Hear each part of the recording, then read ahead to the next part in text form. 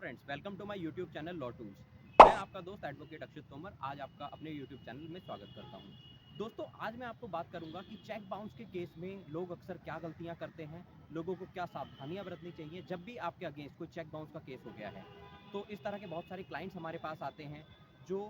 एक चेक होता है उनके पास जिस पे सिर्फ साइन होता है। सपोज किसी ने उन्हें चेक दिया था और उस पर सिर्फ सिग्नेचर है और वो कह रहे हैं कि सर पर्टिकुलर पर्सन को हमारे पैसे देने थे लेकिन उसने हमारे पैसे नहीं दिए, तो उसका ये चेक है जिसको हमने बाउंस करा दिया है और अब हम उसके खिलाफ चेक बाउंस का मुकदमा डालना चाहते हैं जिसपे कोई भी अमाउंट फिल नहीं है। और सपोज वो चेक का जो अमाउंट था जो उसको आपको देना था वो 50,000 रुपये था, तो अब वो हमसे कहते हैं कि सर मैं इसमें 1 लाख रुपये भर देता हूँ, 1.5 लाख भर देता हूँ, 2 लाख भर देता हूँ। उनके मन में लालच आ जाता है। तो अगर आपका भी कुछ इसी तरह का मामला है तो ऐसे मामले में आप लालच में बिल्कुल ना पड़ें, क्योंकि ये लालच आपके जो 50,000 रुपये जेन्युइन बनते हैं उनको भी डुबा सकता है। मैं ऐसा क्यों कह रहा हूँ, ये अभी आगे आप वीडियो को देखेंगे तो आपको अपने आप समझ में आ जाएगा। क्योंकि आप जब भी ऐसा करते हैं कि आपने 50,000 की अमाउंट आपको लीगली रिकवरेबल थी लेकिन आपने उसमें 1.5 लाख 2 लाख की अमाउंट भर दी और आप ये कहते हैं कि इसको मुझे इतना पैसा देना था, लेकिन होता क्या है जब आपका ट्रायल चलता है कोर्ट में और आपसे ये पूछा जाता है कि आपकी पेइंग कैपेसिटी कितनी है। सपोज आप नौकरी करते थे मात्र 10,000 रुपये महीना या 12,000 रुपये महीना की और आपने उसमें 2.5 लाख 3 लाख 2 लाख रुपए की अमाउंट भर दी कि इतना आपको सामने वाली पार्टी को देना था।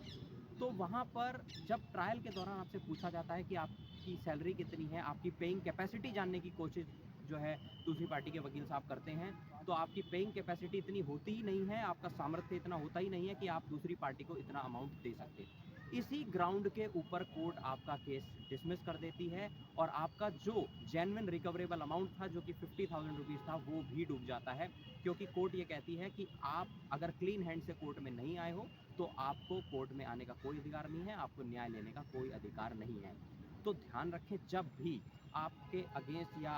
ऐसा कोई केस हो गया है या आप इस केस में अक्यूज्ड हैं और आपका भी सिमिलर केस है जिसमें चेक पर साइन है, अमाउंट भरी हुई नहीं है, तो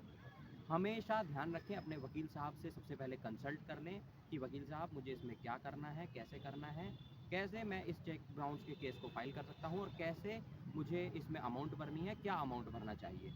ज़्यादातर ये है कि जो आपके रिकवरेबल अमाउंट है जिसे आप कोर्ट में प्रूव कर रहे हैं वही अमाउंट भरें, जिसे आप प्रूव कर सकते हैं वही अमाउंट भरें,